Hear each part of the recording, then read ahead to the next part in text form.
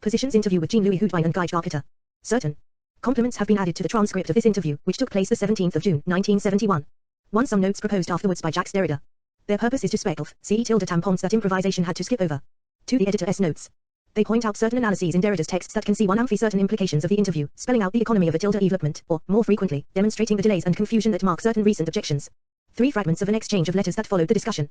Houdebine, to open this interview, perhaps we could take off, as from a point of insistence in the text unceasingly written and read here and there for several years now, perhaps we could take off from the word or concept of difference, which is, literally neither a word nor a concept, and therefore from the lecture delivered the 27th of January, 1968, reprinted the same year in Theory D Ensemble, 1. There you spoke of gathering into a sheaf the different directions that your research had taken up to then, and of the general system of its economy, even announcing, as concerns the efficacy of the thematic of difference, the possibility of its re-eve. 2. Since, in effect, it is to lend itself, if not to its own replacement, at least to its linkage to a chain that, in all truth, it never will have governed. Could you specify, at least under the rubric of an introduction to this interview, the actual state of your research, whose effectiveness immediately showed itself to have considerable bearing on the ideological field of our era, the state of development of the general economy again recently demarcated in 3 texts that are perhaps the symptoms of a new differentiation of the sheaf, your reading of Solace numbers, in La Dissemination and then, but these 2 texts are contemporaries, La Double Chance and finally La Mythologie Blanche. 3. Derrida, the motif of difference, when marked by a silent A, for in effect plays neither the role of concept I nor simply of a word. I have tried to demonstrate this.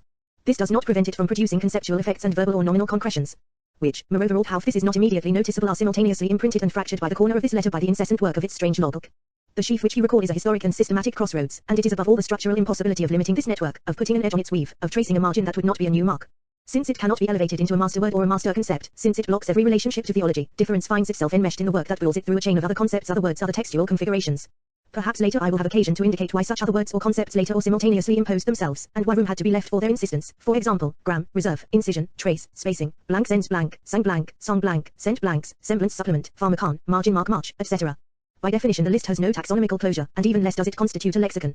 First, because these are not atoms, but rather focal points of economic condensation, sites of passage necessary for a very large number of marks, slightly more effervescent crucibles. 6. Further, their effects do not simply turn back on themselves by means of an autofection without opening. Rather they spread out in a chain over the practical and theoretical entirety of a text, and each time in a different way.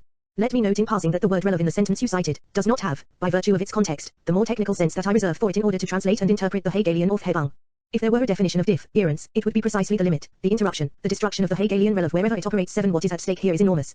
I emphasize the Hegelian Aufhebung, such as it is in tilde interpreted by a certain Hegelian discourse, for it goes without saying that the double meaning of Aufhebung could be intended otherwise. Whence its proximity to all the operations conducted against Hegel's dialectical speculation. What interested me then, that I am attempting to pursue a tilde G other lines now, was, at the same time as a general economy, a kind of general strategy of construction. The latter is to avoid both simply neutrism, the binary oppositions of metaphysics, and simply residing within the closed field of these oppositions, thereby confirming it. Therefore we must proceed using a double gesture, according to a unity that is both systematic and in and of itself divided, a double writing, that is, a writing that is in and of itself multiple, what I called, in La Double Chance, a double science. 8. On the one hand, we must traverse a phase of overturning. To do justice to this necessity is to recognize that in a classical philosophy.cal opposition we are not dealing with the peaceful coexistence of a vis-a-vis, but rather with a violent hierarchy. One of the 2 terms governs the other, axiologically, logically, etc., or has the upper hand. To deconstruct the opposition, first of all, is to overturn the hierarchy. At a given moment. To overlook this phase of overturn is to forget the conflictual and subordinating struct.u of opposition. Therefore one might proceed to qalt.kly to a neutralization that in practice would leave the previous field untouched, leaving one no hold on the previous opposition, thereby preventing any means of intervening in the field effectively. We know what all tilde ys have been the practical, particularly political, effects of immediately jumping beyond oppositions, and of protests in the simple form of neither this nor that. When I say that this phase is necessary, the word phase is perhaps no tilde the most rigorous one. It is not a question of a chronological phase, a given moment, or a page that one day simply will be turned, in order to go on to other things. The necessity of this phase is structural, it is the necessity of an interminable analysis. The hierarchy of dual oppositions always re-establishes itself. Unlike those authors whose death does not await their demise, the time for overturning is never a dead letter. That being said, and on the other hand, to remain in this phase is still to operate on the terrain of and from within the deconstructed system. By means of this double, and precisely stratified, dislodged and dislodging, writing, tilde tilde st also mark the interval between inversion, which brmgs low what was high, and the eruptive emergence of a new concept, a concept that can no longer be, and never could be, included in the previous regime. If this interval, this biphase or biphase, can be inscribed only in a bifurcated writing, and this holds first of all for a new concept of writing, that simultaneously provokes the overturning of the hierarchy speech /writing, and the entire system attached to it, and releases the dissonance of a writing within speech, thereby disorganizing the entire inherited order and invading the entire field, then it can only be marked in what I would call a group textual field, in the last analysis.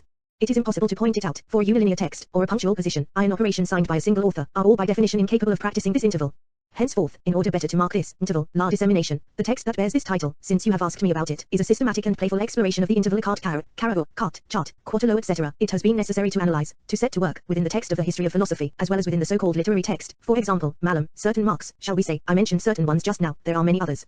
That by analogy, I underline, I have called undecidables, that is, unities of simulacrum, false verbal properties, nominal or semantic, that can no longer be included within philosophical, binary, opposition, tilde utwh tilde chapter, how f tilde, inhabit philosophical oppositio tilde, r tilde susting tilde ndd1s. Organizing it, without ever constitute T tilde Ga tilde HLRD term, without ever leaving room for a solution M the form of speculative dialectics. The farm tilde con dot is neither tilde re, eddy nor poison, neither good nor evil, neither the MSLDE no tilde the outside, neither speech nor writing. The supplement is neither a plus nor a minus, neither an outside nor the complement of an inside, neither accident, n, re tilde sense, etc. The hymen is neither confusion nor d1 tilde, neither identity nor difference, neither consummation nor virginity, neither the veil nor unf.alien, neither tilde rt tilde inside nor the outside, etc. The gram is neither slgmfe nor a signified, neither a sign nor a thing, neither tilde presence nor an absence, neither a position nor a negation, etc. Spacing is neither space nor time. The incision is neither the incised integrity of a beginning, or of a simple cutting into, nor simple second r tilde tie. Neither forward slash nor, that is simultaneously either or. The mark is also the mark nor it, the march, etc. L1 In fact, I attempt to bring the critical operation to bear against the unceasing appropriation of this work of the simulacra. Tilde via dialectics of the Hegelian type, which even one deses and semantizes the value of work, for Hegelian idealism consists precisely of the releve of the binary oppositions of classical idealism, a resolution of contradiction into a third term that comes in order to off heaven, to deny while raising up, while idealizing, while sublim tilde ting tilde to tilde en anamnesic interiority, in a room, while term difference in a self-presence. 12 Since it is still a question of elucidating the relationship to Hegel, a difficult label, which for the most part remains before us, and which in a certain way is interminably, at least if one wishes to execute it rigor, O tilde s, y and minutely one have attempted to distinguish difference, whose marks, among other things, its productive and conflictual characteristics, from Hegelian difference, and have done so precisely at the point at which Hegel, in the greater logic, determines difference as contradiction 13 only in order to resolve it, to interiorize it, to lift it up, according to the syllogistic process of speculative dialectics, into the self-presence of an ontological or onto teleological synthesis. Difference, at a point of almost absolute proximity to Hegel, as I have emphasized, I think, in the lecture and elsewhere. 14 Everything, what is most decisive, is played out, here, in what Husserl called subtle nuances or Marx micrology, must sign the point at which one breaks with the system of the Aufhebung and with speculative dialectics. Since this conflictuality of differences which can be called contradiction only if one demarcates it by means of a long work on Hegel's concept of contradiction can never be totally resolved, it marks its effects in what I call the text in general, in a text which is not reduced to a book or a library, and which can never be governed by referent in the classical sense, that is, by a thing or by a transcendental signified that would regulate its movement. You can well see that it is not because I wish to appease or reconciliate that I prefer to employ the mark difference rather than refer to the system of differency and contradiction. Then, in effect I am still following your question the m.otif, or if yo.llpr tilde for, the concept, the operator of generity named summation inserted itself into the open chain of difference, supplement pharmacon hymen etc. This happened most notably, as you know, by means of a kind of cooperative reading of 501 Numbers, in the text published in Critique that you mentioned. In the last analysis dissemination means nothing, and cannot be reassembled into a definition. I will not attempt to do so here, and I pre-tilde to the work of the texts. If dissemination, seminal difference, T cannot be summarized into an exact conceptual tenor, it is because the force and form of its disruption explode the semantic horizon. The attention brought to bear on polysemy or polythemate is n do tilde tillis represents pro tilde res in relationship to the alineanty of the monoth tilde at IC writing or reading that is always tilde and show tilde s tilde o anchor itself to the tutelary meaning, the parametrical signified of a text, that is, its major referent.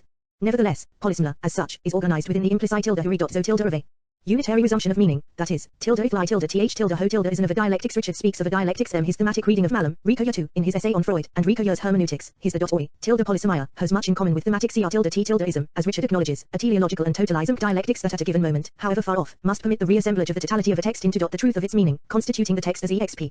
SO.n, as illustration, and annulling the open and productive displacement of the textual chain. Dis.m tilde nation, on the contrary, although producing a non-finite number of semantic effects, can be led back neither to ap reason tilde, of simple origin, la dissemination la double shorn.e, and la mythology blancha, ra tilde tickle la.ep tilde center tilde lo nsf.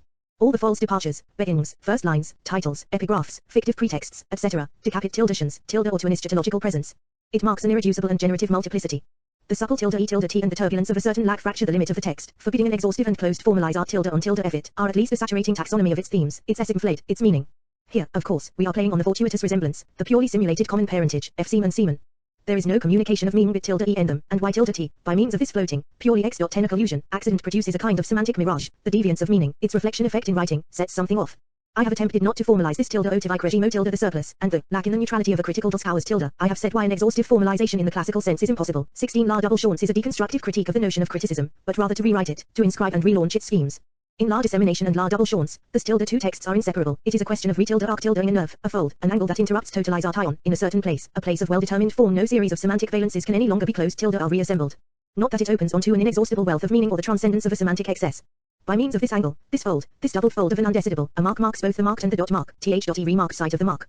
The writing which, at this moment, remarks itself, something completely other than a representation of itself, can no longer be counted on the list of themes. It is not a theme and can in no case become one. It must be subtracted from, hollow, and added to, relief, the list. The hollow is the relief, but the lack and the surplus can never be stabilized in the plenitude of a form or an equation, in the stationary correspondence of a symmetry or a homology. Here, I cannot repeat what I have attempted in these two texts, the work on T.J. Lefold, the blank, the hymen, the marge I tilde the chandelier, the column, the angle, the square, the air, the sub dot her number, etc. This work always has this theoretical result among others, a criticism concerned only with content, that is, a thematic criticism be it in philosophical, sociological, or psychoanalytic tile, that takes the theme manifest or hidden, full or empty as the substance of the text, as its object or as its illustrated truth, can no more measure itself against certain texts, or rather the structure of certain textual scenes, than can a purely formalist criticism which would be in tilde ted only in the code, the pure play of signifiers, the tech tilde ical manipulation of the text object, thereby overlu tilde mgt.he. Genetic effects or the historical if you will, misfunction of the text read and of the new text this criticism itself writes. These two insufficiencies are rigorously complementary. They cannot be d tilde find tilde it tilde out. A. Construction of classical rhetoric and its implicit philosophy. I began this deconstruction in La Double Chance, and have attempted to systematize it in La Mythologie Blanche. The critique of formalist structuralism was undertaken from the first texts of writing and difference. Scarpetta, in order further to contribute to t tilde e historical situation of this interview, we might equally invoke the meeting which took place at Cluny in April, 1970. Although absent, you were constantly tilde risen tilde, cited or questioned in sometimes quite contradictory interventions, at this colloquium, whose object was the relationship between literature and I tilde eology.s. Houdebine, following the axis of this question opened by Scarpetta, and since this point was raised at Cluny, I would like to return to the problem of the confrontation of your reflections with the philosophy of Heidegger. In the text already cited, La Diff, Errance, you speak of the uncircumventable Heideggerian meditation. What makes this meditation, as it unfolds at the heart of an era which is our own, seem to you uncircumventable? And since, on the other hand, you call it uncircumventable only in order to traverse it, could tilde o tilde specify some of the motifs that keep you from removing it? Derrida, you are right to refer to the colloquium, whose Act 17 I have just read. It seems to me a very important event, both theoretical I and relationships between 1.yt poetically as for the re-I richer and d I tilde considerable elucidation to be ma iod, there is interventions which I be are and numerous along. Eve, will help move things be, tilde new, are tilde tilde I tilde ka, multiple and difficult. Where to I.ssti.li necessary? 0w it concerns me. 0h0ut inkit Houdebine, perhaps it would. Time misunderstanding s and perm tilde t us to clear up some move things along, rttlb tilde s you just said, to help d and da ali. Hhi it more. Bring up here wnghttten. Naturally I did not wish to ever may have course of a debate who he concerned me in the end which as KIC highly was not limited to this, you now I was v to participate indirectly if I are why sorry not to be able be. Answer your t. Aravali in order to distin. HBQ's lon, it is inter.ogations or objection tilde tilde tilde t between the kinds of cert tilde in ones, like Christine G I were add tilde rest to dot me. Destined, without an ember uxman s, are obviously make reading and d. Rast aggressiveness, to iscuslan POSBLI. The minimum moment as I11 d psi will answer, WI0 moreover H exchange is presented in these W any in a position to be. C tilde NDLT ions, and when I other. Interventions t tilde tilde tilde tilde colon tilde thing to it. As concerns gress of e, I will only recall cert. Me dot backwards or elementary ones. Aim points, moreover even if said in passing I. Twice, that my thought tilde, I earned, tilde aving read it at least full evolution is doem. Quoting, naturally, was in that these state tilde ends tilde tilde, opsi, u, e for rejoicing. Is one must fully well I know mount tilde rom advantage at which this evolution is tbwaw at term or at what turn is tautology to mes tilde re backslash e tilde pected, and against what s dot touch encouragement underscore tilde ale underscore, colon I tilde b dot nafit greatly from tious in the other if thi, unguy tilde one case, sent enver ue evolution had not always seemed suspect to me, is it Marxist, tell me, and if, above all, I had not always been wary of thought. No, it is a question of textual displacements whose course, form, and necessity have nothing to do with the evolution of thought or the teleology of a discourse. It is now quite some time, permit me to recall, since I risk the following sentence, that is, that I wrote it, for the silent work of italics and quotation marks should not be subtracted from it, as happens too often, for instead of investigating only the content of thoughts, it is also necessary to analyze the way in which texts are made in a certain way. Thought means nothing. 19 Thought, quotation marks, the words thought and what is called thought, means nothing, it is the substantified void of a highly derivative ideality, the effect of a difference of forces, the illusory autonomy of a discourse or a consciousness whose hypostasis is to be deconstructed, whose causality is to be analyzed, etc. First. Secondly, the sentence can be read thus, if there is thought and there is, and it is just as suspect, for analogous critical reasons, to contest the authority of all thought then whatever will continue to be called thought, and which, for example, will designate the deconstruction of logocentrism, means nothing, for in the last analysis it no longer derives from meaning. Wherever it operates, thought means nothing. I come now to Christine Glucksmann's nuanced reservations, history conceived too linearly as the history of meaning a conception of a latent history, that seems to underestimate, if not to erase, the struggle between materialism and idealism. p. 240. Must I recall that from the first texts I published, I have attempted to systematize a deconstructive critique precisely against the authority of meaning, as the transcendental signified or as telos, in other words history determined in the last analysis as a history of meaning, history in its logocentric, metaphysical, idealist, I will come back to these words in a moment, representation, even up to the complex marks it has left in Heidegger's discourse. I do not wish to enlarge upon this, nor to give any references, for what I have just spelled out is legible on every page. I can be reproached for being insistent, even monotonous, but it is difficult for me to see how a concept of history as a history of meaning can be attributed to me. Truthfully, at the root of the misunderstanding might be the following. I am constituted as the proprietor of what I analyze, to wit, a metaphysical concept of history as ideal, teleological history, etc. As this concept is much more generally extended than is usually believed, and certainly far beyond the philosophers labeled idealist, I am very wary of the concept of history, and the marks of this wariness, which doubtless we will have occasion to come back to, may have provoked the misunderstandings of a first reading. As for linearism, you know very well that it is not my strong point. 20 I have always, and very precisely, associated it with logocentrism, phonocentrism, semantism, and idealism. Not only have I never believed in the absolute autonomy 21 of a history as the history of philosophy, in a conventionally Hegelian sense, but I have also regularly tried to put philosophy back on a stage that it does not govern, and that the classical historians of philosophy, in the university and elsewhere, have sometimes judged a little difficult. This is why I was not accustomed to the suspicions that Christine Glucksmann formulated. Underestimate, if not to erase, the struggle between materialism and idealism. No, not at all, it interests me a great deal, on the contrary, and it has been, for a long time now, of an importance that cannot be overestimated. I am even interested in certain forms of so-called mechanical materialism, from which there is still much to be got. It is probable that I have had nothing very original or specifically new to propose on this subject. In that case, I am not very loquacious, which is doubtless what is regretted. Don't you see, what has seemed necessary and urgent to me, in the historical situation which is our own, is a general determination of the conditions for the emergence and the limits of philosophy, of metaphysics, of everything that carries it on and that it carries on. In of grammatology I simultaneously proposed everything that can be reassembled under the rubric of logocentrism, and I cannot pursue this any further here along with the project of deconstruction. Here, there is a powerful historical and systematic unity that must be determined first if one is not to take dross for gold every time that an emergence, rupture, break, mutation, etc. is allegedly delineated. 22. Logocentrism is also, an idealism. It is the matrix of idealism. Idealism tilde s its most direct representation, the most constantly dominant force. And the dismantling of logocentrism is simultaneously a deconstitution of idealism or spiritualism in all their variants. Really, it is not a question of erasing the struggle against idealism. Now of course, logocentrism is a wider concept than idealism, for which it serves as a kind of overflowing foundation. And a wider concept than phonocentrism, too. It constitutes a system of predicates, certain of which can always be found in the philosophies that call themselves non-idealist, that is, anti-idealist. The handling of the concept of logocentrism, therefore, is delicate and sometimes troubling. Shall we say a word now about the other category of objections raised at the Cluny colloquium? Since I have already explained myself on this topic, and since I find the expression rather comical, I will not come back to the rejection of history attributed to me, p. 230. Nor can I go through, line by line, all the propositions whose confusion, I must say, rather disconcerted me. This, for example, the Derridian grammatic is modelled in its major lines, on Heideggerian metaphysics, which it attempts to deconstruct by substituting the anteriority of a trace for the presence of the logos. It constitutes itself as an onto theology based on the trace as ground foundation or origin, p. 225. How does one model oneself after what one deconstructs? Can one speak so simply of Heideggerian metaphysics? But above all, because these first two eventualities are not absurd in themselves, even if they are so here, have I not indefatigably repeated and I would dare say demonstrated that the trace is neither a ground, nor a foundation, nor an origin, and that in no case can it provide for a manifest or disguised ontotheology. It is true that this confusion, which consists in turning against my text's criticisms one forgets one has found in them first and borrowed from them, this confusion already had been feigned, at least, by readers who were a bit better informed, if not better armed. Nor have I ever said that Saussures' project in its principle or in its entirety, was logocentrist or phonocentrist. The work of my reading does not take this form. When I try to decipher a text I do not constantly ask myself if I will finish by answering yes or no, as happens in France at determined periods of history, and generally on Sunday. Saussures' text, like any other, is not homogeneous. Yes, I did analyze a logocentrist and phonocentrist layer of it, which had not been demarcated, and whose bearing is considerable, but I did so in order to show immediately that it was in contradiction to Saussures' scientific project, such as it may be written, such as I took it into account. I cannot demonstrate this again here. 23. I have never, directly or indirectly, as is alleged for reasons that remain to be analyzed, identified writing with myth. Here, I understand the concept of writing as I have attempted to determine it. Inversely, I sometimes have been interested in the gesture by means of which philosophy excluded writing from its field, or from the field of scientific rationality, in order to keep it in an exterior that sometimes took the form of myth. This is the operation that I investigated, particularly in La Pharmacie de Platon, which demanded new ways, and could proceed neither along the lines of mythology, of course, nor the philosophical concept of science. 24. In particular, the issue is to deconstruct practically the philosophical opposition between philosophy and myth, between logos and mythos. Practically, I insist, this can only be done textually, along the lines of another writing, with all the implied risks. And I fear that these risks will grow greater still. Abasement, the abasement of writing. Evidently it is not a question which would be contradictory to the entire context of raising up writing from what I, myself, considered to be its abasement. Abasement is precisely the representation of writing, of its situation in the philosophical hierarchy, high/low. Here, too, what I denounce is attributed to me, as if one were in less of a hurry to criticize or to discuss me, than first to put oneself in my place in order to do so. It is a question, therefore, as concerns this value of abasement or fall, of what philosophy, and everything that is part of its system, thought it was doing, intended to do, by operating from the vantage of life present to itself in its logos, of ontological or original plenitude, which is precisely what the deconstructing operation has defined itself against. And the notion of fall, which is thoroughly complementary to the notion of origin, was a constant target, in of grammatology and elsewhere. Consequently I have never incorporated the theme of a prelapsarian writing that would have fallen, through I know not what original sin, into the debased and degraded field of history. On the contrary. Since this is too evident for anyone who wishes to begin to read, I will not insist, and go on to the relationship with Heidegger. I do maintain, as you recalled in your question, that Heidegger's text is extremely important to me, and that it constitutes a novel, irreversible advance, all of whose critical resources we are far from having exploited. That being said, and apart from the fact that for all kinds of reasons, and, I believe, in numerous ways, what I write does not, shall we say, resemble a text of Heideggerian filiation, I cannot analyze this in detail here. I have marked quite explicitly, in all the essays I have published, as can be verified, a departure from the Heideggerian problematic. This departure is related particularly to the concepts of origin and fall of which we were just speaking. And, among other places, I have analyzed it as concerns time, the transcendental horizon of the question of being in being and time, that is, at a strategically decisive point. 25. This departure also, and correlatively, intervenes as concerns the value proper, propriety, propriate, appropriation, the entire family of Eigentlichkeit, Eigen, Rigness, which is perhaps the most continuous and most difficult thread of Heidegger's thought. I will take this occasion to specify, in passing, that I have also explicitly criticized this value of propriety and of original authenticity, and that I even, if it can be put thus, started there. This fanaticism or monotony might be startling, but I cannot seriously be made to say the opposite. Grammatology, the general science of the architrace, presents itself as an explicating thought of the myth of origins.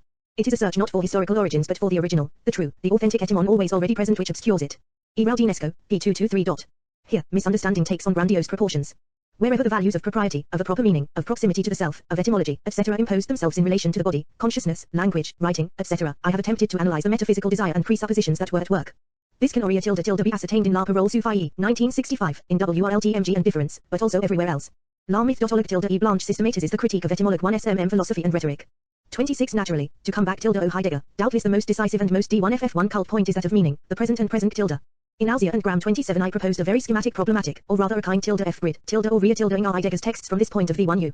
Th1s. Enter 11s tilde N1 I immense label, and things will never be S1 mple. Smasem the course of an interview like this one I can only formulate, shall we say, a traveller's impressions. I some tilde in S have the feeling that the Heideggerian problematic 1s the most profound and powerful defense of what I attempt to put into question under the rubric of the thought of presence. Happily, we are far from the analog 1ZMG confessor on which keeps itself busy, 1. By reducing, using no other procedure, grammatological deconstruction to a prefabricated Heideggerianism, which is obvious tilde y com.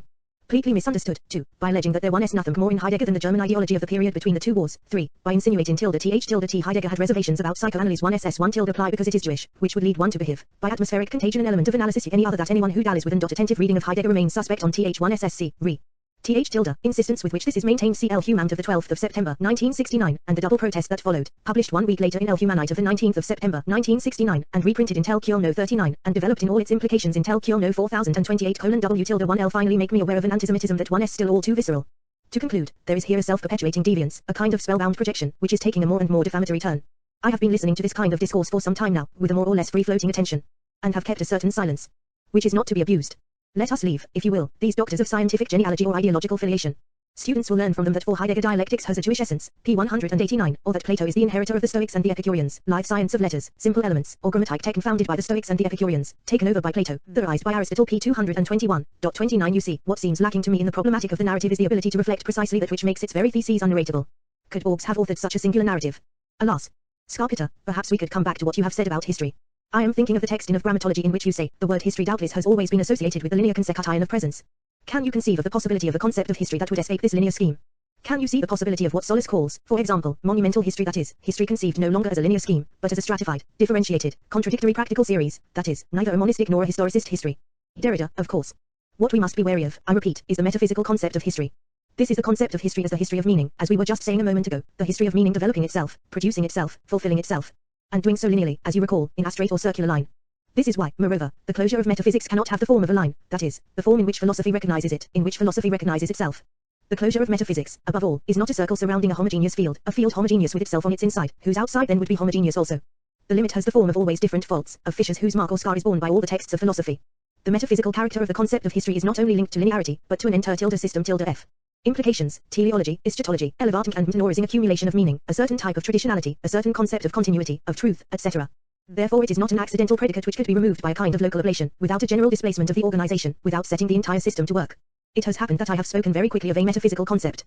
But I have never believed that there were metaphysical concepts in and of themselves. No concept is by itself 30 and consequently in and of itself, metaphysical, outside all the textual work in which it is inscribed. This explains why, although I have formulated many reservations about the metaphysical concept of history, I very often use the word history in order to reinscribe its force 31 and in order to produce another concept or conceptual chain of history, in effect a monumental, stratified, contradictory history, a history that also implies a new logic of repetition and the trace, for it is difficult to see how there could be history without it. Nevertheless we must recognize that the concept of history, by the force of the system of predicates I just mentioned, can always be reappropriated by metaphysics. For example, we must first distinguish between history in general and the general concept of history. Althusser's entire, and necessary, critique of the Hegelian concept of history and of the notion of an expressive totality, etc., aims at showing that there is not one single history, a general history, but rather histories different in their type, rhythm, mode of inscription intervallic, differentiated histories. I have always subscribed to this, as to the concept of history that Sollas calls monumental 32 to ask another kind of question, on the basis of what minimal semantic kernel will these heterogeneous, irreducible histories still be named histories? How can the minimum that they must have in common be determined if the common noun history is to be conferred in a way that is not purely conventional or purely confused? It is here that the question of the system of essential predicates that I mentioned above is reintroduced. Socrates asks what science is. He is answered, there is this science, and then that one, and yet again that one. Socrates insists on having an impoverished answer which, cutting short empirical enumeration, would tell him about the scientificity of science, and why all these different sciences are called science. But in asking about the historicity of history, about what permits us to call these histories irreducible to the reality of a general history, the issue is precisely not to return to a question of the Socratic type. The issue is rather to show that the risk of metaphysical reappropriation is ineluctable, that it happens very fast, as soon as the question of the concept and of meaning, or of the essentiality that necessarily regulates the risk, is asked. As soon as the question of the historicity of history is asked and how can it be avoided if one is manipulating a plural or heterogeneous concept of history, one is impelled to respond with a definition of essence, of quiddity, to reconstitute a system of essential predicates, and one is also led to refurbish the semantic grounds of the philosophical tradition. A philosophical tradition that always, finally, amounts to an inclusion of historicity on an ontological ground, precisely. Henceforth, we must not only ask what is the essence of history, the historicity of history, but what is the history of essence in general. And if one wishes to mark a break between some new concept of history and the question of the essence of history, as with the concept that the essence regulates, the question of the history of essence and the history of the concept, finally the history of the meaning of being, you have a measure of the work which remains to be done. That being said, the concept of history, no more than any other, cannot be subject to a simple and instantaneous mutation, the striking of a name from the vocabulary. We must elaborate a strategy of the textual work which at every instant borrows an old word from philosophy in order immediately to demarcate it. This is what I was alluding to just now in speaking of a double gesture or double stratification. We must first overturn the traditional concept of history, but at the same time mark the interval, take care that by virtue of the overturning, and by the simple fact of conceptualization, that the interval not be reappropriated. Certainly a new conceptualization is to be produced, but it must take into account the fact that conceptualization itself, and by itself alone, can reintroduce what one wants to criticize. This is why this work cannot be purely theoretical or conceptual or discursive. I mean cannot be the work of a discourse entirely regulated by essence, meaning, truth, consciousness, ideality, etc. What I call text is also that which practically inscribes and overflows the limits of such a discourse. There is such a general text everywhere that is, everywhere, this discourse and its order, essence, sense, truth, meaning, consciousness, ideality, etc. are overflowed, that is, everywhere that their authority is put back into the position of a mark in a chain that this authority intrinsically and illusorily believes it wishes to, and does in fact, govern. This general text is not limited, of course, as will, or would, be quickly understood, to writings on the page. The writing of this text, moreover, has the exterior limit only of a certain remark. Writing on the page, and then literature are determined types of this remark. They must be investigated in their specificity, and in a new way, if you will, in the specificity of their history and in their articulation with the other historical fields of the text in general. This is why, briefly, I so often use the word history but so often too with the quotation marks and precautions that may have led to the attribution to me of, I am going to abuse this expression, which will lead me to prefer another, good style, a rejection of history.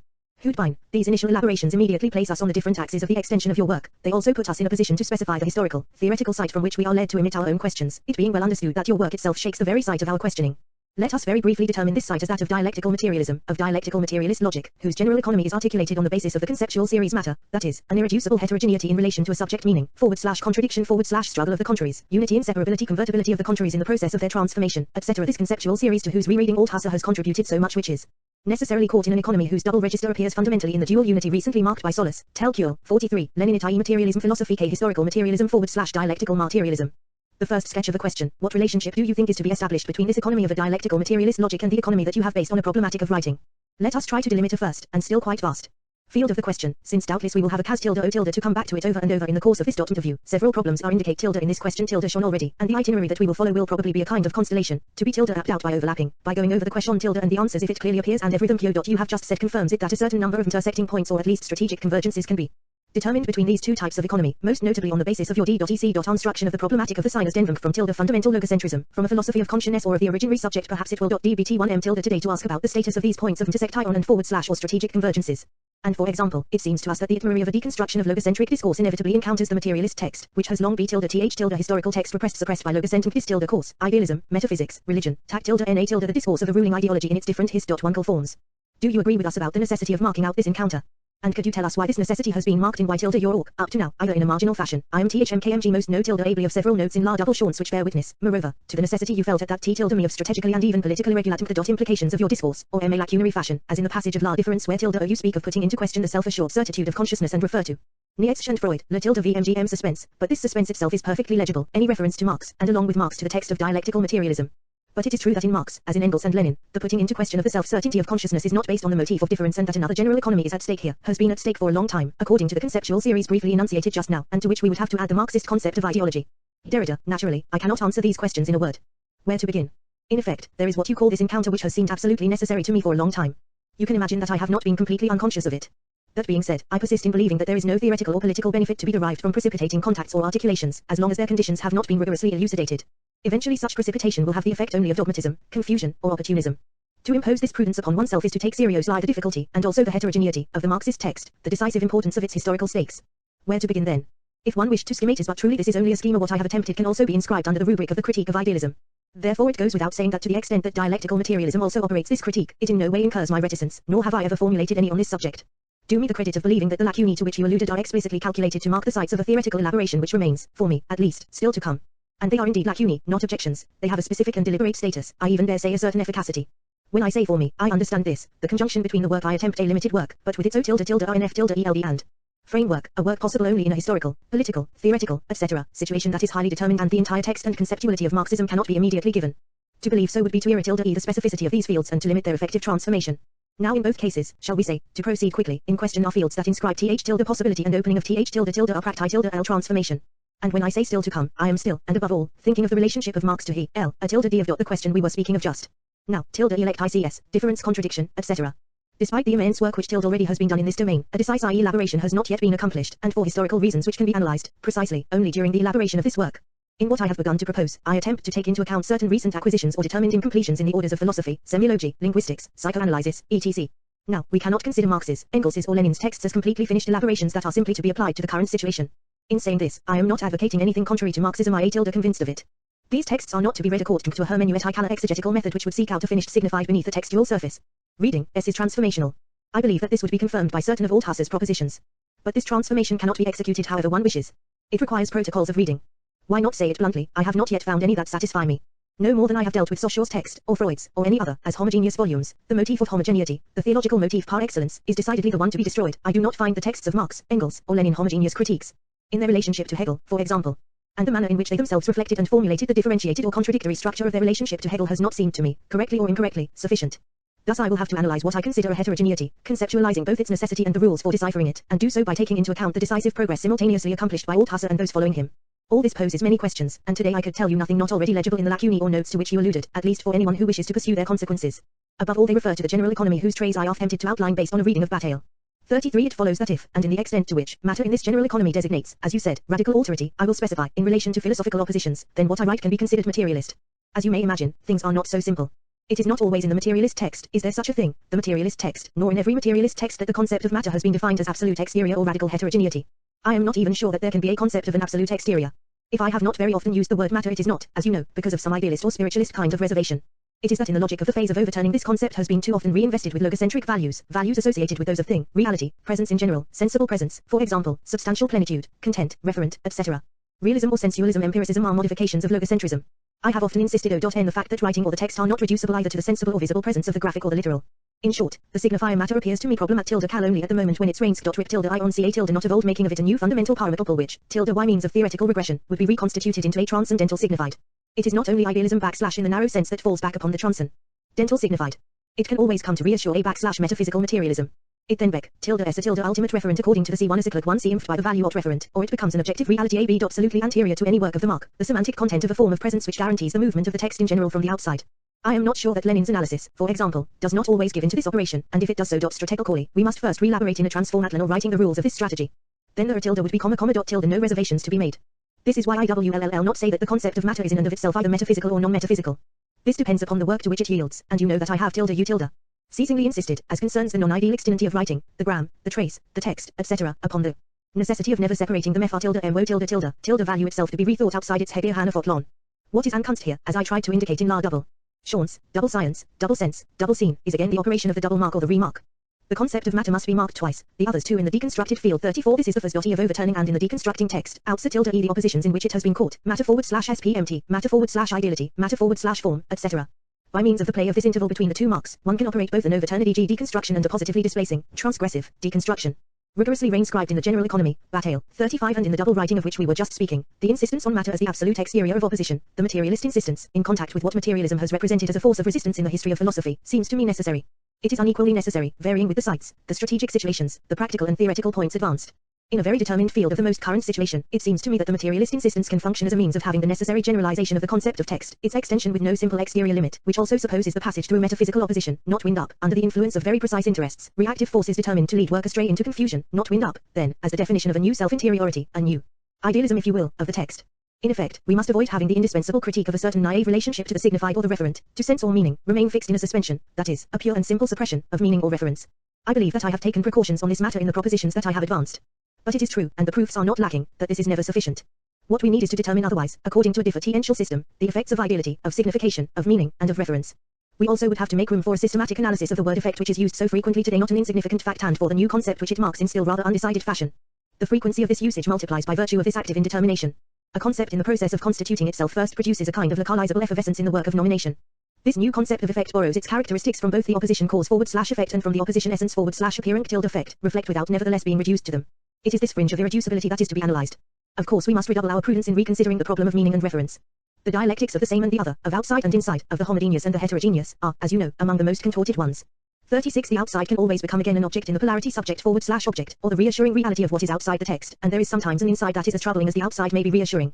This is not to be overlooked in the critique of interiority and subjectivity. 37 Here we are in an extremely complex logic. The improvised speech of an interview cannot substitute for the textual work. Houdebine, your answer calls for the intervention of a question that we had anticipated for later, but which can be approached now. In the overall strategic regulation of your work, whose fundamental logic you have just recalled, notably as concerns the double mark, overturning, transgression of the deconstructed philosophical field, you effectively have been led to take into consideration a certain kind of textual work in relation to which one could pose the problem of the status of your own discourse. It is evident that in working on Malum, on Artaud, on Bataille, on Solace there is something unheard of in relationship to what classical philosophy has led us to expect. This is evidently not an aesthetic recreation, a commentary that redoubles a certain poetic beauty of the kind we have had repeated examples of in France. As a function of precisely everything that you have just delineated, and notably as concerns the necessity of the encounter with the materialist text, could you now define the relationship of your work to the textual work called literary which plays such an important role in your reflections?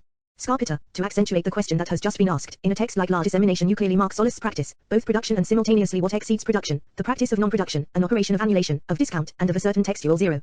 What you mark here seems to me to be extremely important. Solace's text, and the rupture it operates in a field of the signifier, literature is constituted on the basis of this double register of production and non-production, without it being possible to privilege one of the two terms over the other.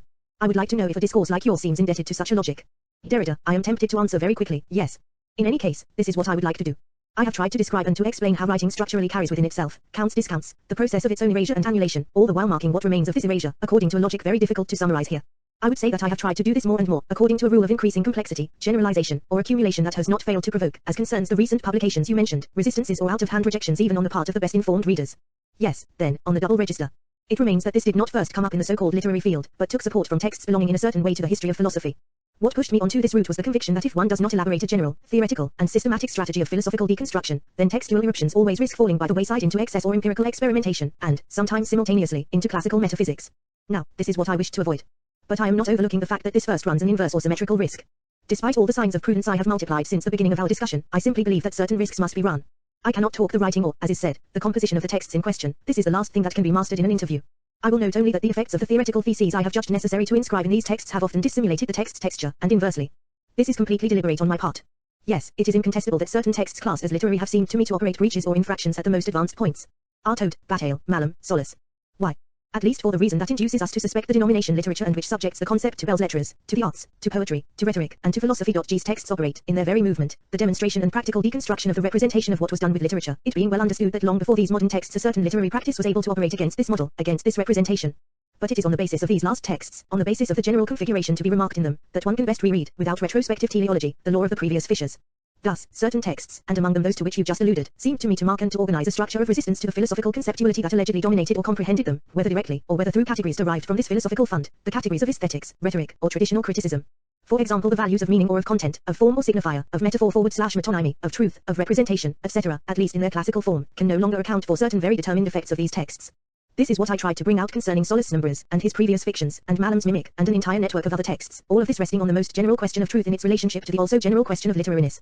It was, I believe, a decisive progress of this half-century to have explicitly formulated the question of literarity, notably starting with the Russian formalists, not only starting with them, by virtue of an ensemble of historical necessities, the most immediately determining one being a certain transformation of literary practice itself.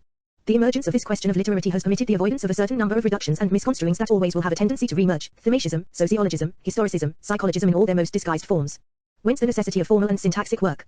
Nevertheless, a symmetrical reaction or reduction is now discernible. It consists in isolating, in order to shelter it, a formal specificity of the literary which would have its own proper essence and truth which would no longer have to be articulated with other theoretical or practical fields. Whence the movement of what I outlined in La Double Chance, 38 to mark a certain wariness about the motif of literarity at the very moment of opposing it to the stubborn authority of the ensemble of what I name the metalogism, not mimesis, but a determined interpretation of mimesis. Everything goes through this geism, all writing is caught in it, practices it.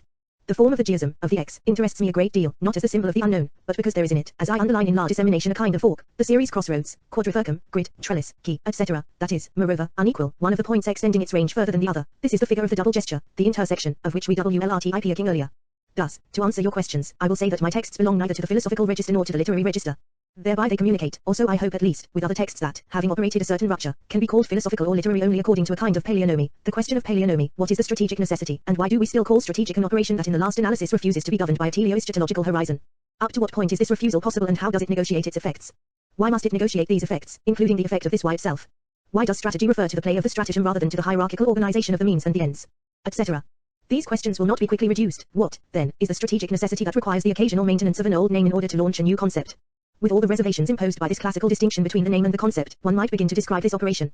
Taking into account the fact that a name does not name the punctual simplicity of a concept, but rather a system of predicates defining a concept, a conceptual structure centered on a given predicate, we proceed, 1. To the extraction of a reduced predicative trait that is held in reserve, limited in a given conceptual structure, limited for motivations and relations of force to be analyzed, named X. 2. To the delimitation, the grafting and regulated extension of the extracted predicate, the name X being maintained as a kind of lever of intervention, in order to maintain a grasp on the previous organization, which is to be transformed effectively. Therefore, extraction, graft, extension, you know that this is what I call, according to the process I have just described, writing. Houdebine, let us go back then, according to the constellation-like form of our itinerary, to a problem already posed in a preceding question, and which is reposed of itself concerning the question of the old name. From what you have just formulated I will retain that it is quite accurate that the materialist text, in the history of its repression, has not been sheltered from the dangers implied by every form of simply overturning the dominant idealist discourse. This materialist discourse thereby can take on a metaphysical form, that is, a mechanistic, non-dialectical form, remaining prisoner of the oppositional couples of the dominant, idealist, metaphysical, discourse, couples within which this materialist discourse can overturn idealist, metaphysical discourse according to a known tactic, that is, according to a gesture that this, mechanistic, materialism cannot thoroughly master.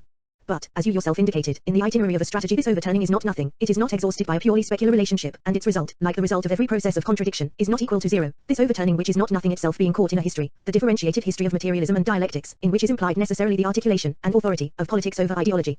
Further, it is a fact that in its dialectical form, such as it was elaborated most notably from Marx to Lenin, after Hegel, the materialist text cannot be reduced to the underside of an idealist position within one and the same metaphysical couple, but on the contrary, as Solus indicated in Lenin, i.e. materialism philosophy K. Tel Cure, No 43, is in a dissymmetrical position in relation to the idealist discourse whose linear coupling it exceeds. In order to approach one aspect of our discussion, and notably on the terrain of the question of the old names, do you not think that you can say about the concept of contradiction what you say about the concept of the unconscious when you are led to determine the Freudian unconscious as the mark of an alterity that is definitively exempt from every process of presentation by means of which we would call on it to show itself in person, and that thereby, if Freud gives this alterity the metaphysical name of the unconscious, the concept so destinated, such as it functions in the economy of Freudian theory and practice, escapes, in its strict meaning, a metaphysical reduction, is it not the same, then, for contradiction, a metaphysical name if one thinks of its inscription in Hegelian dialectics to the extent that the latter may be considered overdetermined by the teleological movement of the Aufhebung, but what the concept so named designates, in the economy of a materialist dialectics, has nothing in common, in its strict meaning, with metaphysical discourse, for perhaps we would still have to discuss the appellation metaphysical name for the concept of contradiction, including its Hegelian inscription, because an entire metaphysical line of thought, logocentrist, in effect, has presented itself, and continues to present itself, explicitly as a suppression-repression of contradiction, a repression-suppression that Hegelian dialectics, in a very important historical gesture, breaks and opens, on what is suppressed-repressed, according to a movement whose historical point of overturning is constituted by dialectical materialism, which also displaces it onto another terrain, because contradiction, the reflection of contradiction, is indeed the fundamental motif of a materialist text ideologically and politically suppressed-repressed for centuries, the difficulties of whose elaboration, already mentioned, should not make us forget that in its dialectical ground it exceeds metaphysical discourse, not being thoroughly caught in it, in the extent to which what has been called spirit or consciousness is conceived by materialism as one of the forms of matter, since Lucretius, for example, spoke of the corporal nature of the soul and the spirit, which itself is fundamentally determined, as a philosophical concept, by its unique property as Lenin says, of being an objective reality, of existing outside our consciousness, or, to return to a recent statement operating in the field of a dialectical materialist analysis of the signifying practices, as that which is not meaning that which is without meaning, outside and despite it, Christiva, this radical heterogeneity, matter, meaning, by the same token defining itself as the field of contradiction. But doubtless we would have to ask you to specify what the status of difference and the logic it implies might be in relation to contradiction, which as we might recall, in order to permit the leap into other questions, Christiva defined in the same text, Martia, Sens, Dialectic Tel Cure 44, as a matrix of signifying. Derrida, here I cannot give you an answer in principle different from the one I gave concerning the concept of matter. I do not believe that there is any fact which permits us to say, in the Marxist text, contradiction itself, dialectics itself escapes from the dominance of metaphysics. Further, you speak, citing Lenin, of the unique property of being an objective reality, of existing outside our consciousness. Each element of this proposition, you must recognize, poses serious problems. Here one must investigate all the sediments deposited by the history of metaphysics. If, in the last analysis, and solely in this form, this proposition governed Lenin's philosophical text, it would not be the one to convince me of a break with metaphysics. Now, wherever, and in the extent to which, the motif of contradiction functions effectively, in a textual work, outside speculative dialectics, and taking into account a new problematic of meaning, can one say that this problematic is elaborated in Marx and in Lenin? And would it be anti-Marxist to doubt it? Aren't there enough historical reasons to explain this, to justify it? I agree. Don't you see, once again, I do not believe that one can speak, even from a Marxist point of view, of a homogeneous Marxist text that would instantaneously liberate the concept of contradiction from its speculative, teleological, and eschatological horizon. If, from this point of view, one wishes to relocate what you have called the repressed of philosophy, and notably as concerns matter and contradiction, one must not only go back to Marx, or at least to an entire stratum of the text he opened up, but much further back, as Marx himself knew, as far as the Greek materialists traversing problems of reading and translation that are indeed difficult, and whose results are difficult to anticipate in our lexicon. Here, in a certain way, we are at the bare beginnings. In La Double Chance I limited myself to several discrete references to Democritus with Mos both writing and rhythm an important term, it appears, in a system that Plato doubtless wished to reduce to silence by ontologizing it. 39 For as long as this work, which supposes an immense and meticulous itinerary of reading, has not been done, and it will take a great deal of time, this field will remain in a state of fundamental indetermination. Not that an entire scientific process can be hung on one philological discovery. But the strategic choice of signifiers, what we are debating about here, cannot be entirely independent of these historical readings. Houdebine, I feel that I am entirely in agreement with you on this point, and I would never think of alleging that there is a completely homogeneous Marxist text as concerns the concept of contradiction. I was only wondering whether one could consider that in every materialist stand, prized opposition, at its heart, and this is why I recall Lucretius as line marking the corporal nature of the soul and the spirit, and inscribed in a structurally necessary way, one finds the double motif of matter and contradiction, which led me to pose anew, but from another angle, the question of the relationship between the logic derived from the double register matter/contradiction and the logic implied by the motif of difference, a relationship rendered necessary by the fact that, as you have emphasized, your work can be concaved as a critique of idealism, and a question also necessary in the extent to which the two kinds of logic in question do not completely overlap. For example, can you currently conceive in your work, which you develop on the basis of an economy in which the concept of contradiction does not appear, of the possibility of a relationship to the economy implied in the motif matter/contradiction? Derrida, the concept of contradiction does not occupy the foreground for the reasons I have just indicated. Relationship to Hegel, the fellow demands time to be digested. Engels, speaking of Hegel, letter to C. Schmidt, the 1st of November, 1891. But as for the kernel, or rather the interval which constitutes the concept and the effects of contradiction, difference and conflict, etc., what I have written seems to me entirely explicit. Houdebine, perhaps then we could further specify the meaning of our question by asking it in a more precise field. Scarpetta, in La Parole Soufflée, in Writing and Difference, for example, you speak of Artaud's relationship to metaphysics. You emphasize that Artaud simultaneously solicits the system of metaphysics and at the same time shakes it, destroys it, exceeds it in his practice. Does not this practice of shaking, of excess, of destruction seem to you to derive from a logic of contradiction, released from its speculative investments? Derrida, yes, why not? Provided that one determines the concept of contradiction with the necessary critical precautions, and by elucidating its relationship or non-relationship to Hegel's logic. This is very quickly said, of course. I speak of contradiction and dialectics in one of the texts on Artaud. Houdebine, since we have been led to speak of Hegel again, perhaps this would be the moment to have another question intervene, overlapping with the previous question about the relationship between your work and the literary text, that is, a certain kind of signifying function. I am thinking notably of your While Putzit la Pyramide, Introduction à la Sémiologie de Hegel. What makes Hegel's text particularly fascinating, among other things, is that one finds in it both the process of the reappropriation of meaning brought to its highest degree of dialectical complexity, which leads you to writing of grammatology, Hegel, the last philosopher of the book, and also the practice of a signifying logic that is attentive to its own inscription in language, on the stage of language, and you add, Hegel, first thinker of writing. In relation to Hegel, then, what do you think must be attributed to the process of Hegelian dialectics as such? And if in relation to Hegel you operate in infinitesimal and radical displacement, do you do so by passage to completely exterior terrain? But he is the first thinker of writing, and if not, what aspect of Hegelianism could constitute for you what the Marxist text has called the rational kernel of Hegelian dialectics? Derrida, to answer in an immediate fashion I will say, never on a totally, or simply, exterior terrain. But your question is very difficult. We will never be finished with the reading or rereading of Hegel, and, in a certain way, I do nothing other than attempt to explain myself on this point.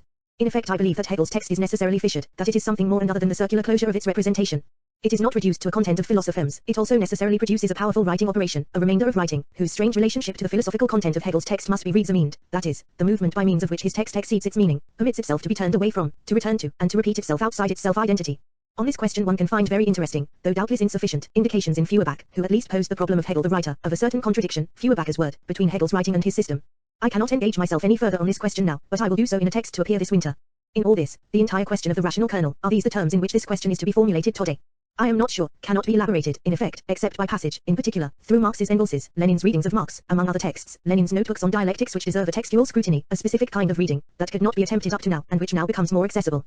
This is the principle of your text in Theory d'Ensemble, of Sollas and Christine Glucksmann's texts on Lenin in Tel Cure, and generally speaking, of the works of the Tel Cure group, an occasion for me to recall a solidarity and support regularly kept up, as you know, for 5 or 6 years. What is Lenin doing when he writes, across from a Hegelian statement, read, interpret, transform, translate, understand? Follow 2, all the metaphors by means of which Lenin tries to determine the relationship of dialectical materialism to Hegelian logic, metaphors that at first sight are incompatible, genius foresight and system overturning and decapitation, genetic or organic development of the seed or the germ. Taken one by one these metaphors would be insufficient, but in their active contradiction they produce quite another effect. There are many more of them 41 and this profusion of written figures, each of which, on its own, sometimes refers to a point still within Hegel, but which mutually set each other off, opens up the practical and theoretical question of a new definition of the relationship between the logic of dialectical materialism and Hegelian logic. It also contributes to the general re-examination of the historical space that I will call in shorthand the after Hegel, and at the same time contributes to the new questions on writing, philosophical writing, the scene of writing and philosophy. This can be done only by reinscribing these texts in the force of their writing, and by posing the problem, for the field we are concerned with, of Lenin's language, of the historical field in which he wrote, of the precise situation and the political strategy that governed the formation of his texts, etc. Houdebine, this doubtless leads us to ask other questions.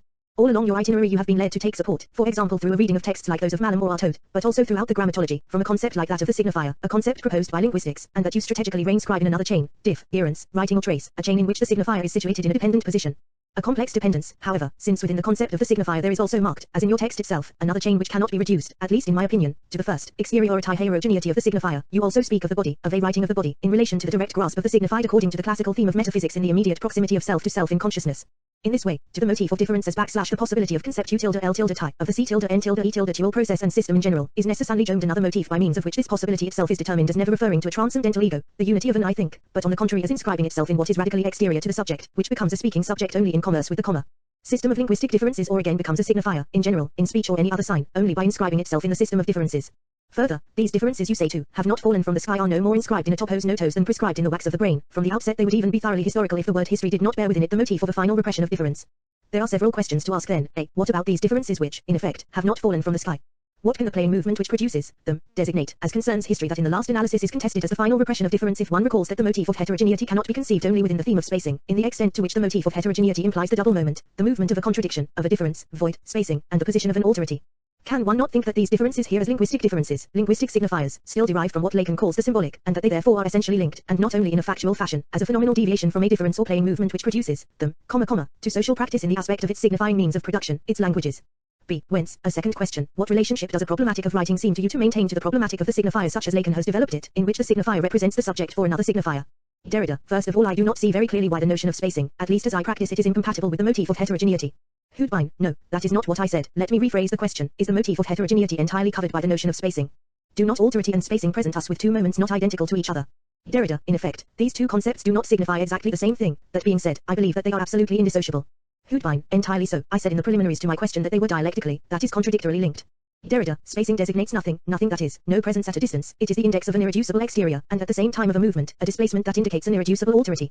I do not see how one could dissociate the two concepts of spacing and alterity. Houdebine, permit me to repeat, it is in no way a question of dissociating these two concepts.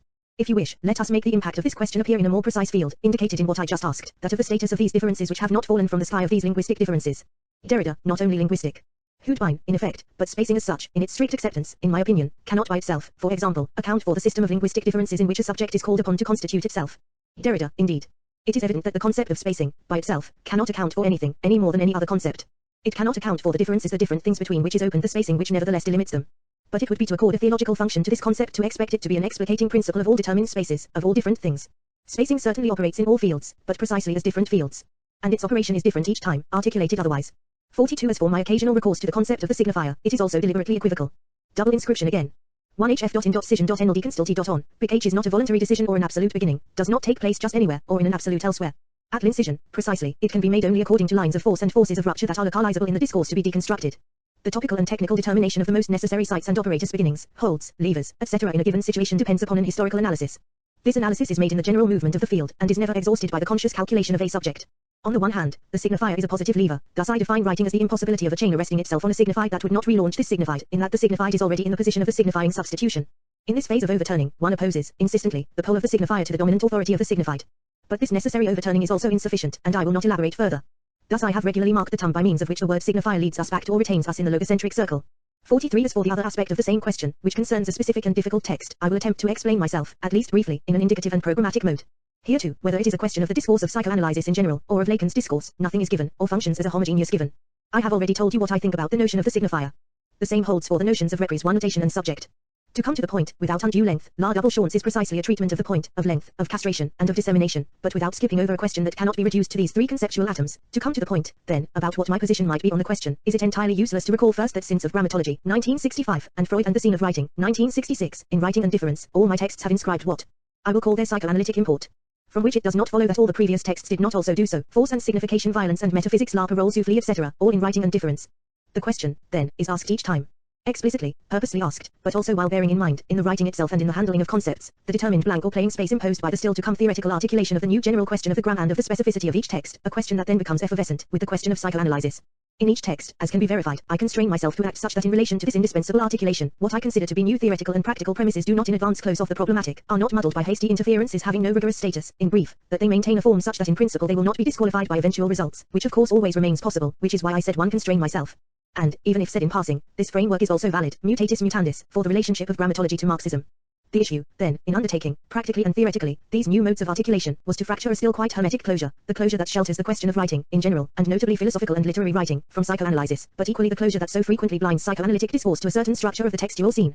Today then, I can see a working program delineate itself, from my point of view, and insofar as I can anticipate, in the field of la dissemination, in the text that bears that title, and of which it precipitously could be said that its explicit themes are the column, the cut, the blow, the hymen, and castration, in their relationship to the two, the four, to a certain Oedipal trinity, to dialectics, to the relative, to the east, to presence, etc., and to the set of questions that interested me elsewhere, in La Pharmacide of Platon, same remark, and in La Double Chance, more directly in the import of notes 8, 9, 10, 53, 55, 61, etc., but in practice everywhere. As appears in these texts, and in La Mythologie Blanche for those who are willing to read, the most general title of the problem would be, Castration and Mimesis. Here I can only refer to these analyses and their consequences. In effect, in these analyses the concept of castration is indissociable from that of dissemination.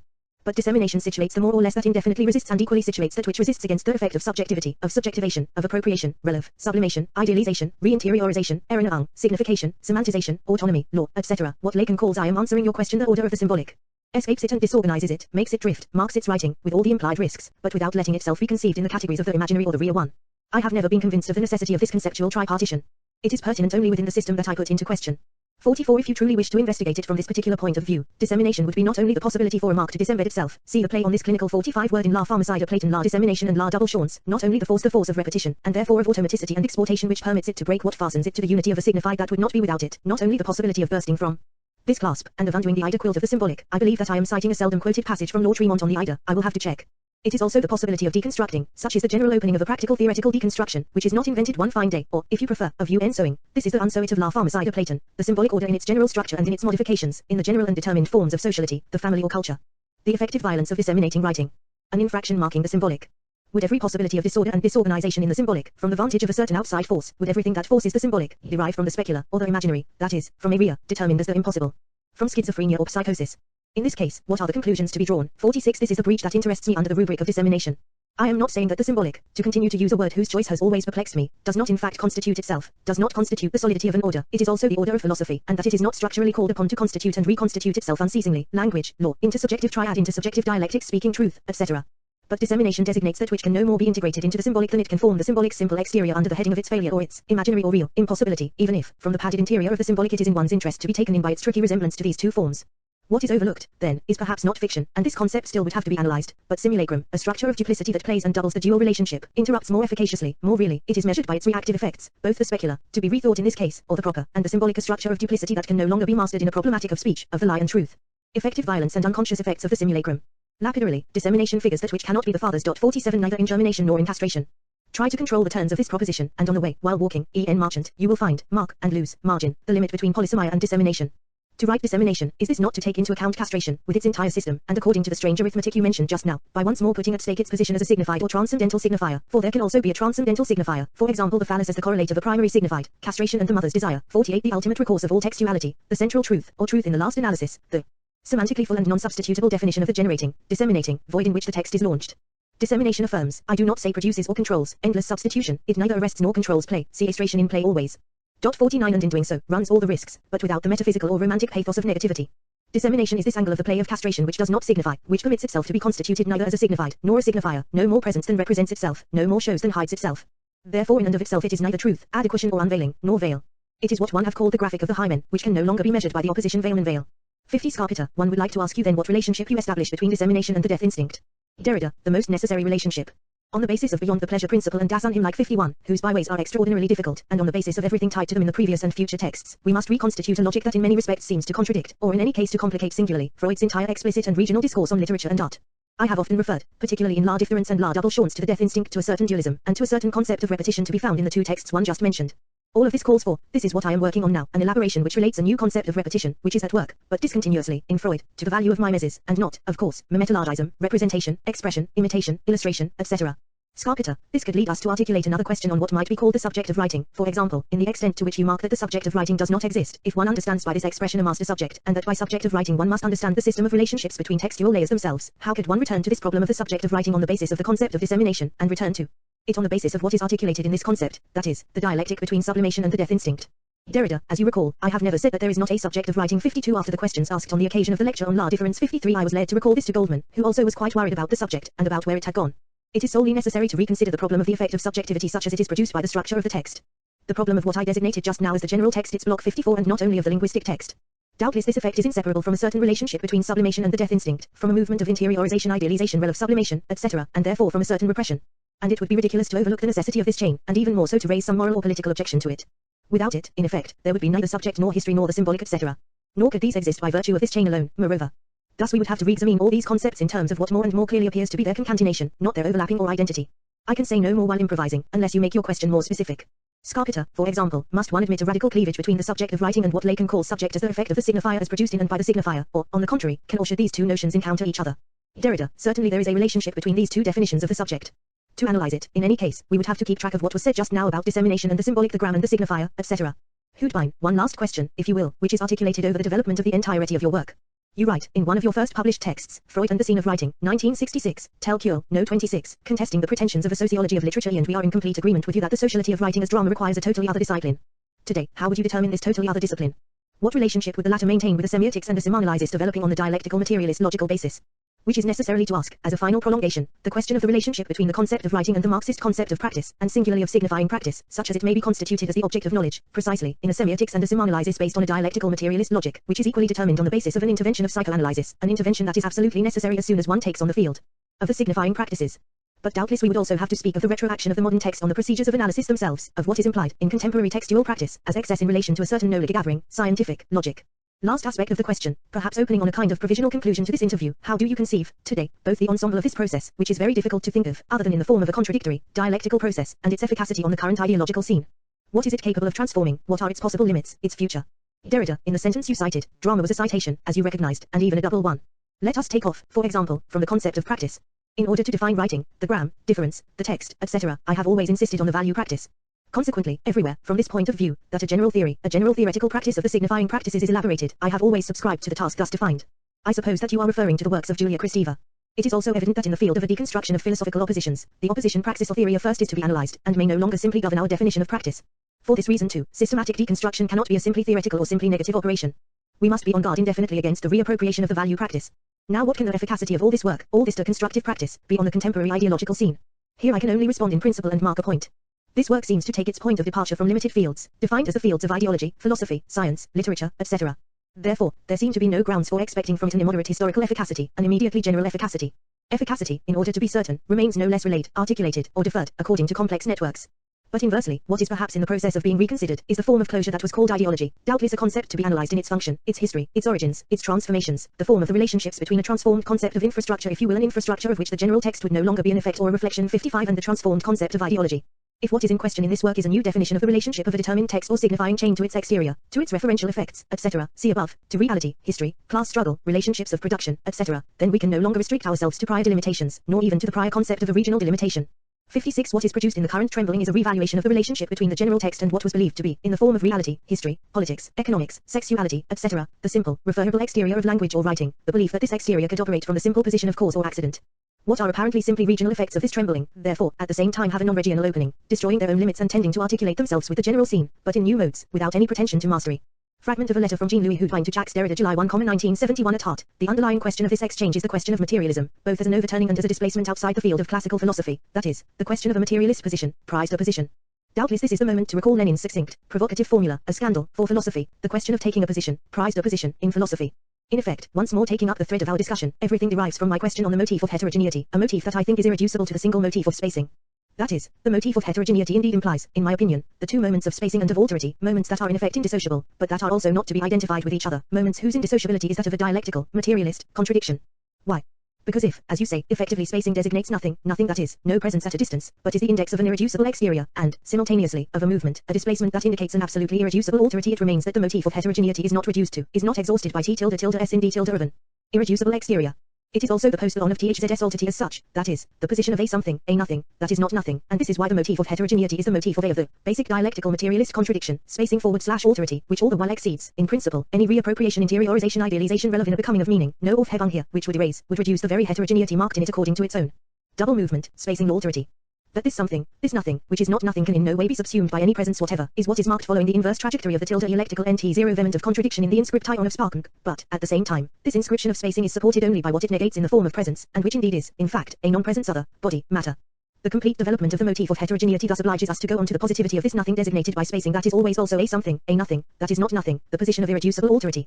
On the other hand, I agree with you that the problems you indicate can always re-emerge on the basis of this other position. This is why the moment of spacing, which is fundamental in the field circumscribed here, the order of language and of the inscription of the constitution of the subject, which occurs according to an irreducible cleavage, is essential. But not less essential is the other moment, the moment of alterity, position of alterity, whose logic I very cursorily attempted to define, since it is on this basis, the indissociability of spacing forward / alterity which constitutes the materialist motif par excellence, heterogeneity, that the theme of the differences which have not fallen from the sky can be inscribed, in its necessary articulation with the entirety of a differentiated social tilde ractic dot e, that is, both in the aspect of its languages and all its, the aspects economic practice, political p tilde act ic dot tilde which although never confined to some extra-linguistic sector language is not a superstructure are nonetheless practices irreducible to the single register of language. That this is stupefying, scandalous, as concerns the entirety of a philosophy founded on the illusory reappropriation of alterity in the different F0Is of idealism, metaphysics, spiritualism, formalist positivism, is indeed what motivates Lenin. To speak of a position, for philosophy, every maintenance position derives from a veritable show of force supported by the irreducible double buttress marked I tilde the motif of heterogeneity, spacing forward / alterity. And IT tilde MKTH tilde T1 could find not only in Lenin, but also M but not a few developments along these lines. Fragment of a letter from Jacques Derrida to Jean-Louis Houdebine the 15th of July 1971. We agree, then, about the overturning forward/displacement. 1. Taking a position in philosophy, nothing shocks me less, of course. Why engage in a work of deconstruct I tilde rather than leave things the way they are, etc. Nothing here, without a show of force somewhere. Deconstruction, I have insisted, is not neutral. It intervenes.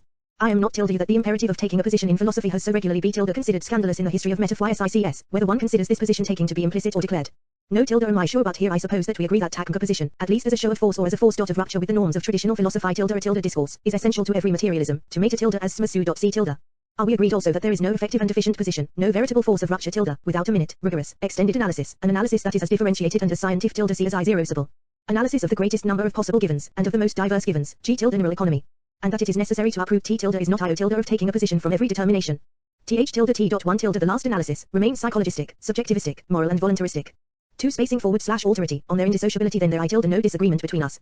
I have tilde way tilde under .net at least 2 tilde characteristics in the analysis of sparking, as I recalled in the course of the interview. 1. That spark tilding is the impossibility for an identity to be closed o tilde itself tilde o. The inside of its proper enteri. Nty, or on its guidance with itself. The irreducible tilde tilde of .sp tilde tilde ing tilde s the irreducibility of the other. 2. That sparking designates not only interval, but a product tilde v colon, genetic p tilde critical movement, an opera. Ion, I tilde tilde tilde you will, its malamine sense also. The I tilde reducibility of the other is marked in spacing in real tilde tilde on tilde ow tilde at .y0 use tilde m to designate by the notion of position, in relation to our discussion of the other day. This is the newest and most important point, it seems to me, and I will come back to it in an instant. 5 remarks in the interval. Phi tilde st, is it not rather new to define the system of tilde par tilde mg forward/alterty, on which we agree, as an essential and indispensable mechanism of dialectical materialism. Second, no aufhebung here you write. I do not a this to take you at your word, but rather to undon T tilde e necessity of reinscription rather than denial, T tilde tilde sl tilde a tilde aufhebung, as there is always repression, idealization, sublimation, etc. Third, I would not subscribe unreservedly to what you say, at least in these terms, in the sentence, tilde his inscription of spacing is supposed only tilde y tilde h tilde t it negates in the form of a presence, and which is indeed, in fact, a non-presence other, body, matter. I fear, precisely, that the category of negation reintroduces the Hegelian logic of the aufhebung. It has happened that I have spoken of non-presence, in effect, but by this I was designating less a negated presence, than something, nothing, indeed, in the form of presence, that deviates from the opposition presence forward/absence, negated presence, with all that this opposition implies. But this is too difficult a problem to take at the words of a letter. In the same sentence, do you think that body and matter always designate no, reasons is in the same way as other? No more than it is a form of presence, other is not a being, a determined being, existence, essence, etc. Fourth, without wishing to take you at your words, but again in order to specify what tilde I think about tilde spacing, I would not contend, for a VIOU tilde reasons, m tilde ny event I would not literally contend this, that sparking is a moment and an essential moment. Again, this is what is at stake in the relation to Hegel. Fifth, I agree as concerns Bataille, see writing and difference p. 337, note 33. Position, of alterity taking into account pont 2, above in my letter, there is no disagreement b tilde between us, and, as I said in the interview, I cannot receive your insistence on this point as an addition or a tilde objection to what I have written. Why, then, does it appear to me that the word position has to be handled prudently? 1. If the alterity of the other is post, that is, only post, does it not amount to the same, for exitildable in the form of the constituted object or of them formed product invested with meaning, etc. From this point of view, I would even say that the a tilde tie of the other inscribes in this relationship that which no case can be post.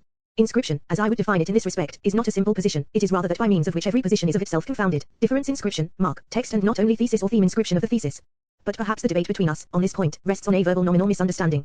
And one can always redefine, beneath the same word, extraction, graft, extension, the concept of position. 2. It is true that in this case one would encounter the problem of the concept, and the problem of the relationship between the concept and the other. As we cannot take this up here, I will say only this, if I ask to look closer, concerning this concept of position, and several others to which you link it, it is that it bears at least the same name as an absolutely essential, vital mechanism, even if sometimes unnoticed, of speculative Hegelian dialectics, Setzung. The position of the other, in Hegelian dialectics, is always, finally, to pose oneself by oneself as the other of the idea, as other than oneself in one's finite determination, with the aim of repatriating and reappropriating oneself, of returning close to oneself in the infinite richness of one's determination, etc. Thus there are at least 2 concepts of a position. Why not leave open the discussion of this question of the position, of the positions, taking a position, negation, position affirmation, overturning, displacement, etc. I take my leave. Thank you both. P.S. And if we gave to this exchange, for its germinal title, the word positions, whose polysomia is marked, moreover, in the letter S, the disseminating letter par excellence, as Mallam said. I will add, concerning positions, scenes, acts, figures of dissemination.